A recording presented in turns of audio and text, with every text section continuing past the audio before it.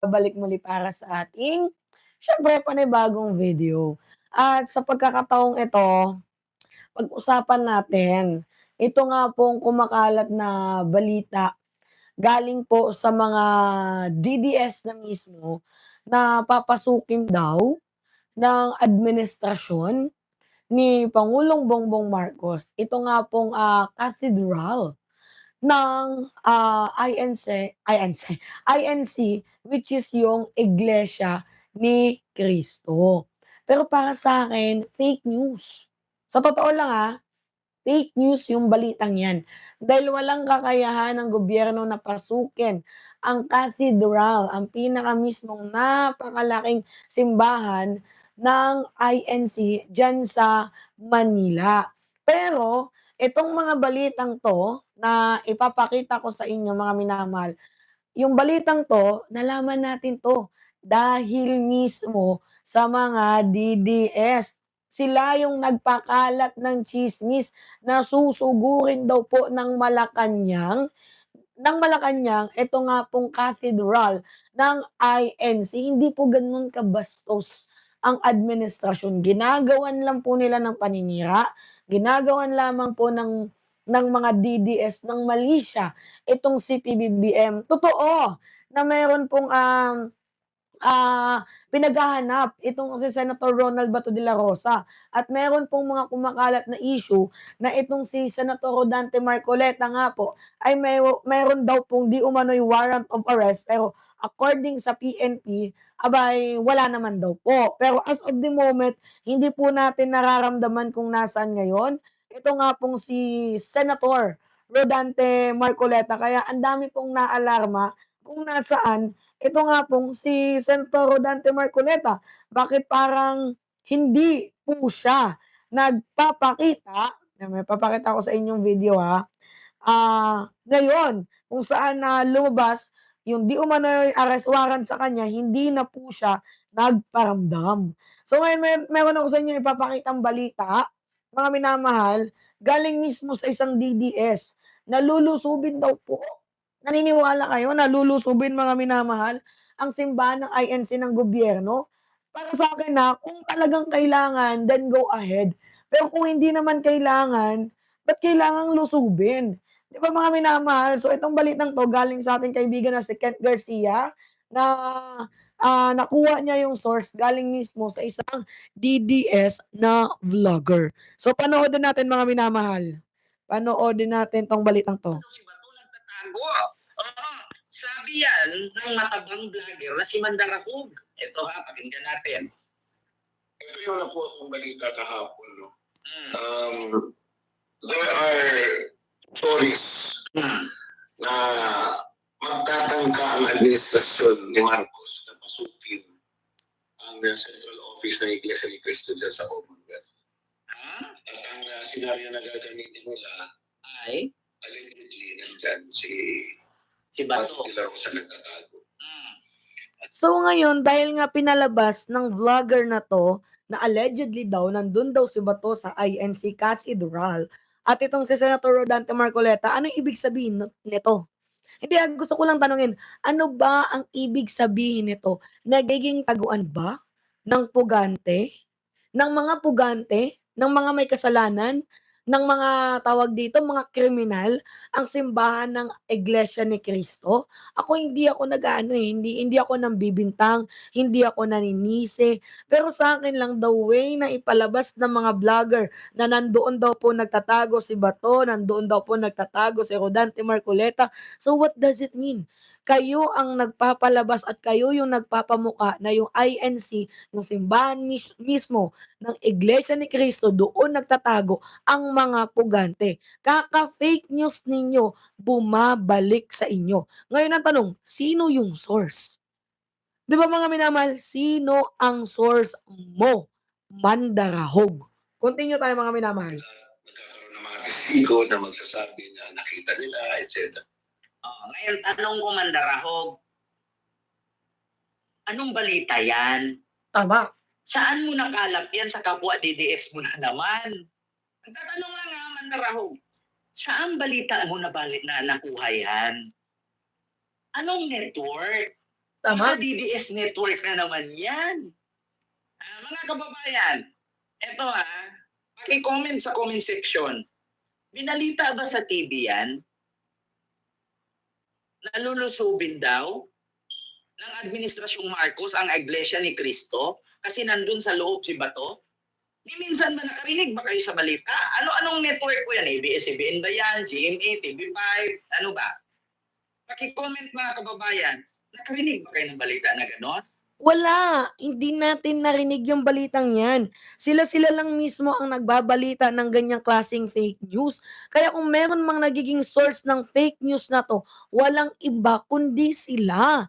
Kasi sila mismo yung nagbabalita, sila yung naglalabas niyan. Tapos ngayon sisisihin kami, kami daw yung fake news. Ngayon, mandarahog, sino ang source mo? Kung meron man dapat dito kasuhan, ikaw yon. Kasi ikaw yung nagsalita, wala ka namang pinakitang network, wala ka namang pinakitang news na susugurin ng Malacanang ang Manila Cathedral. Sobrang fake news mo. Tapos kami pa ngayon ang nagiging fake news, kami pa ngayon ang tinuturo ninyong bias. Wala kaming bias. I mean, yes, may kanya-kanya tayong bias, pero yung gagawa ka ng fake news, 'di ba? Sarili mong kapartido pinuputahe mo, ginagawa mong pulutan, 'di ba? Basta talaga DDS wala talagang ginawang tama, eh. 'Di ba mga minamahal? Sa totoo lang may nag-comment dito, bakit sa nakisasalo sa ng INC yung mga politiko. Hindi, ganito kasi yan, pagbigyan na lang natin si Rodante Marcoleta kasi ang sabi naman daw sa mga chika sa ating A1 sources na tinaya niya daw ang buo niyang pagkatao. Kapag natalo daw siya, ititiwalag daw itong si Rodante Marcoleta. Eh ngayon na nanalo naman siya, so hindi siya ititiwalag, so inilaban niya. Yun yung chika, inilaban niya. Pero yung punto kasi dito, 'di ba dapat meron tayong tinatawag na separation ng church and state. Eh ang problema kasi bakit parang laging nai-involve ang INC sa issue ng mga ito. 'Pag sinabing pugante, iniisip, sa Manila Cathedral nagtatago yan kasi yan yung binabalita ng mga DDS. Bakit kailangan yung magbalita ng ganyan sa amin? Hindi namin kailangan ng ganyang klaseng balita. Ang kailangan namin yung makatotohanan. Ang kailangan namin yung real. Ang kailangan namin yung walang tsismis. Kasi unang tanong, saan niyo nakuha yung fake news na yan na susugurin daw ng admin? Mga minamahal, susugurin daw ng admin, sa Central Fairview, Virgin Domingo, 'di ba? Sila, tingnan ninyo, sila ang lumalabas na gumagawa ng fake news. Ginagamit nila ang INC, si Sara Duterte para mag-create ng fake news. At the end of the day, sila yung nakakapag-benefits, itong mga vlogger na 'to. 'Di ba mga minamahal? Oh, sa kagagawa ng fake news lumalabas sa kanilang bibig mismo ang katotohanan na nasa kanila rin pala ang mga pulitikong akusado. Yan yung sinasabi ko, sa kakagawa nila ng fake news ang nangyayari, mas lalo nilang pinapatunayan na yes, doon nga talaga nagtatago yung mga puganteng pulitiko. Nage-gets ninyo mga minamahal? Kasi sabi ni Mandarahog, Ito yung nakuha kong balita kahapon. No? mm, Um, there are stories mm, na magtatangka ang administrasyon ni Marcos na pasukin ang central office ng Iglesia ni Cristo dyan sa Commonwealth. mhm. At ang senaryo na gagamitin nila, allegedly, nandyan si Bato de la Rosa nagtatago. So, kanino nang galing yung balita na yan? Tama, sa kanila din mismo. Nage-gets niyo mga minamahal, kanino ba nanggaling yung balitang yan? Hindi galing sa atin, 'di ba? Kundi galing mismo sa kanila, 'di ba? Sila yung nagbigay ng information. Sila mismo yung sila yung nagbibigay ng information, sabi ni Berrilio Domingo, sabi ni Dodo Idong Zara Force, the Manila Cathedral is Roman Catholic Cathedral. Ito ba yung ginagamit ng INC sa pagsasamba nila or baka meron silang cathedral na located lamang sa Manila? Magkaiba po ito. I mean, INC sa Fairview. Yun po, sorry if, may pagkakamali ako. Yung ginagamit nilang sambahan is doon sa Commonwealth ba yon? Doon. So, doon daw, yung pinakamalaking simbahan, 'di ba sa Commonwealth yon? Commonwealth. So, doon Commonwealth Central, yun yung pinakamalaking simbahan ng INC. Yun daw po yung pinakamalaking simbahan ng INC, mga minamahal, kung saan mahirap daw yung lusubin, mahirap daw yung pasukin. So, mismong nanggagaling na din sa mga DDS na parang doon ata nagtatago. 'Di ba itong mga puganting ito, yun yung pinaka-main chapel. Oo, tama ka, Virgilio. Yan yung pinaka-kapilya nila, 'di ba? Pero sa akin fake news.